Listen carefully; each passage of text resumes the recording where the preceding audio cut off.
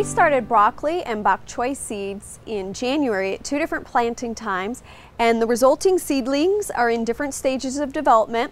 Some of them have already been transferred to their individual cups, and others are waiting for transplanting.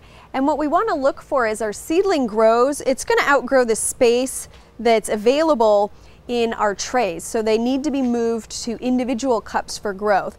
And if you look closely at the plants, the indicator that the plant is ready is when they get their first full set of true leaves.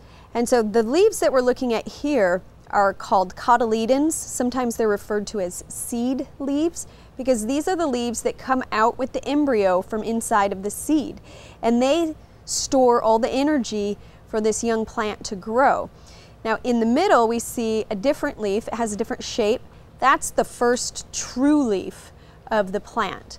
And it's going to have the physical characteristics more common for that species. So as we see the plant develop and produce the first set of true leaves, it'll be time to transplant it from this crowded setting into individual cups. Now some plants transplant more readily than others. Our cole crops, the broccolis and cabbage and cauliflower, transplant very well. But things like peppers and melons and eggplants don't transfer well at all. And so with those, we usually start by putting seeds directly in individual cups. And to thin those, we would cut out the weakest seedlings and leave the strongest. So this is in a different situation. This is in my row. But if I looked in here and I wanted to thin so that just this one plant was here, I would just simply cut its neighbors all the way down at the soil line. And the reason I'm cutting rather than pulling them out like that is because I don't want to disturb the roots of this young seedling. They're very sensitive. And so by pulling plants out and yanking them out, especially when the plants are so close and the roots are entwined, we could cause some damage.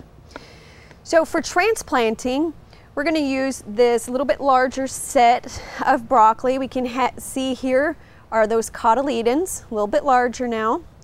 Here is a true leaf and the next true leaf, and these are definitely ready for transplanting. Now they have very sensitive roots, so I want to scoop them out, and you could possibly find a small shovel or a scoop. If you don't have a tool, just a simple plastic spoon will work. And what I want to do is scoop underneath the roots of this plant very carefully. And I don't want to provide support by pinching or holding onto the stem because it's very delicate and can be crushed. So if I need support from above, I'll just hold gently onto a leaf. Plants can replace leaves, but they can't replace their stems when they're this young. So scooping out underneath, I have the entire root ball, and I move it into one of my cell packs.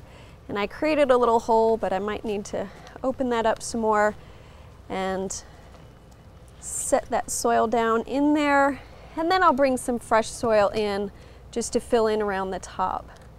Now, if you don't have cell packs like this, you can use any kind of container, a foam cup or a plastic cup or even like a little yogurt container, but you just want to make sure that you poke holes in the bottom so that there's good drainage coming out. After you've transplanted all of your seedlings, we need to take good care of them for the next several weeks as they grow. Of course, we'll want to continue to maintain nice even moisture.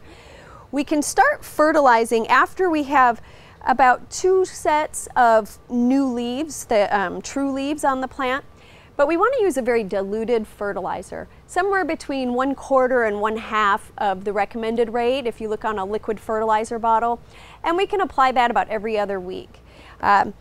Once we're getting close to time to transplant out into the garden, we want to start hardening the plants off. So that'll be about a 2-week period. So watch the weather, and when you're expecting to be able to put the plants outside, begin to harden them off slowly.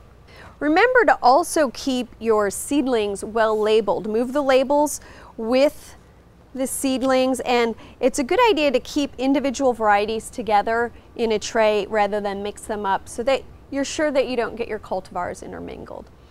Now our plants will be ready to move outside when the weather warms, or in the case of a cold season crop coming up in around March. But we want to harden those plants off. So watch the weather and be sure to plan ahead and start moving those plants outside for a few hours a day to harden them off for about a 10 day to 2 week period before you're ready to move them out in the garden permanently.